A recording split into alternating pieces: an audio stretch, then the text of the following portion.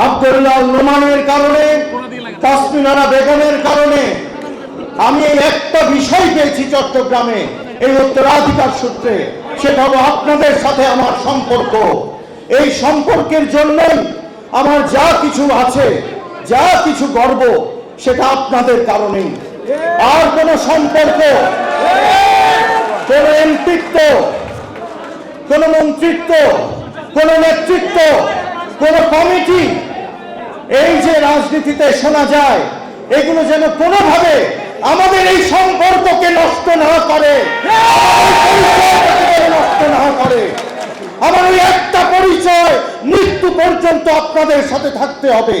এই পরিচয় আমার চাওয়া নয়। আমার মায়ের ব্যাগ, যেদিন বেতন আসতো আমার মায়ের, আপনারা জানেন ইকোনমিক্সের প্রফেসর, সেই দিনই ব্যাগ খালি হয়ে যেত এবং আমি একটা যুদ্ধ দেখতে পেতাম আমার ঘরে। আমার মা বলতো, এখন কি করব? ব্যাগ এসে দেখে খালি। আব্বা কখন ড্রয়িং রুম থেকে এসে টাকাটা নিয়ে আমার বাবার মানুষদেরকে, আমরা তখন ডাকতাম মানুষ আসছে, বাবার মানুষ আসছে, এভাবে আমার মায়ের শখ গেছে।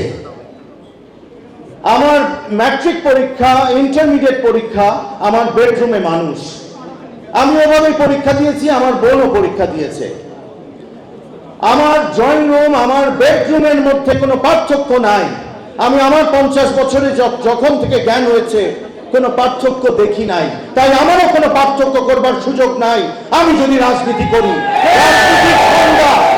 রাজনীতির সংজ্ঞা হবে সেটাই জনমানুষের জন্য, শ্রমিকের জন্য, শ্রমিকের বস্তিতে, কৃষকের আইনে রাজপথে, আমাদের মতো বিত্তবানদের ওই ড্রয়িং রুমে নয়।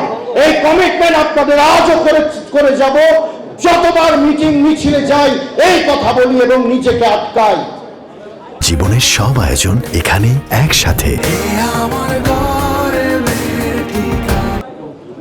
আমার আব্বার যে আরেকটি বৈশিষ্ট্য, যে বৈশিষ্ট্যটি আমি আপনাদের কাছে আজকে এভাবে উপস্থাপন করতে চাই, যে তিনি কি খুব জ্ঞানী, খুব বুঝতেন এরকম মানুষ ছিলেন।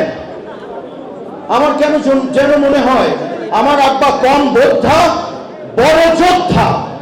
অর্থাৎ তিনি একটা মানুষের বোঝার চেষ্টা করতেন তার সমস্যাটা কি, আগে থেকেই বুঝে যেতেন না কার কি প্রয়োজন এবং তার কি নিজের প্রয়োজন।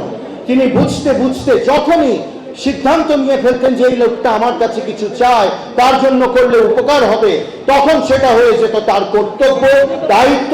এবং একজন কালকেই বলছিলেন মারা গেছেন এবং আব্বার কাছে গিয়ে বললেন তিনি মারা গেছেন। আব্বা বলল, ওর একটা কাজ আমার করে দেওয়ার কথা ছিল, আমি বোধহয় পারলাম না কাজটা করতে। এই কথাটা আব্বার বলার দরকার ছিল না, কিন্তু যিনি মারা গেছেন তিনি আমাকে বলে গেছেন, নোমান চাচা আমার জন্য সব চেষ্টা করেছেন। আইয়ুব বাচ্চু, আমি নামটা বলে দিলাম, গায়ক আইয়ুব বাচ্চু।